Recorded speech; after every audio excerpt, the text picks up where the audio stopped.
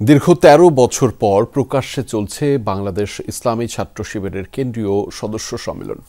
সকাল ৮টায় রাজধানীর সোহরাওয়ার্দী উদ্যানে সম্মেলন শুরু হয়। অনুষ্ঠানের প্রধান অতিথি জামায়াতে ইসলামীর আমির ডাক্তার শফিকুর রহমান বলেন, ১৫.৫ বছর যারা জুলুম করেছে তারাই ভয়ে দেশ ছেড়ে পালিয়েছে। কালার এক্সপার্ট, জর্জ স্যাপ এবং মাইল্ড অন হ্যান্ডস টেকনোলজি সমৃদ্ধ অরিক্স ক্রিস্টাল ওয়াশ আপনার লন্ড্রি এক্সপার্ট। আওয়ামী লীগ বহু মায়ের বুক খালি করেছে। আওয়ামী লীগ কোনো রাজনৈতিক দল নয়, তারা সন্ত্রাসী। দেশের সার্বভৌমত্ব দেশের হাতে তুলে দিয়েছিল শেখ হাসিনা।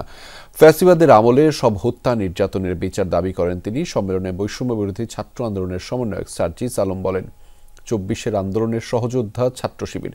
জুলাই আন্দোলনে অনেকেই কোনো সহযোগিতা করেনি, সেখানে ছাত্র শিবিরের ভাইয়েরা সব দিক দিয়ে সহযোগিতা করেছে। দেশের স্বার্থ সামনের দিনেও একসাথে কাজ করার আহ্বান জানিয়েছে সার্জিস আলম। এ সম্মেলনে এই সদস্যদের ভোটে ২০২৫ সালের জন্য কেন্দ্রীয় সভাপতি নির্বাচিত করা হবে।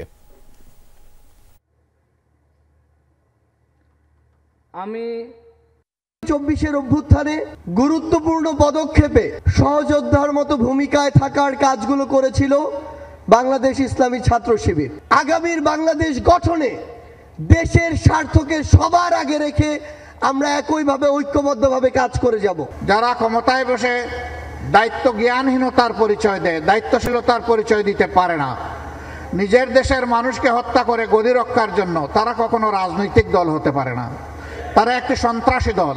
জনগণের ট্যাক্সের পয়সায় কিনা, টাকায় কিনা, অস্ত্র দিয়ে, গুলি দিয়ে নির্মমভাবে এদেশের মানুষকে হত্যা করার নির্দেশ দেবে।